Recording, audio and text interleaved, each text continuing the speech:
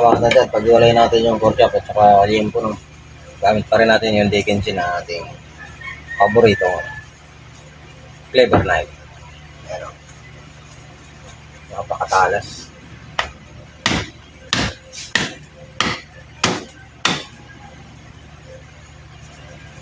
Oh, smooth na smooth mga agad ko ito.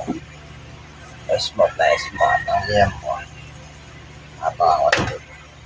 Tingnan na naman mga dadadanda ng flavor knife, no? Napakalinis. Ayan, pork chop natin, ah.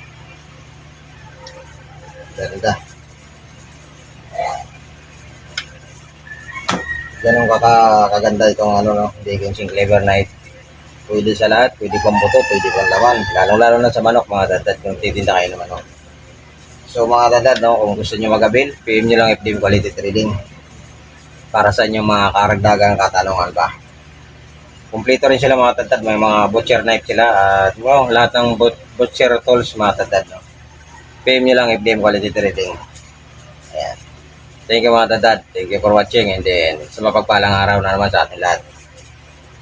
Sa ating mga kabutcher. Ayan.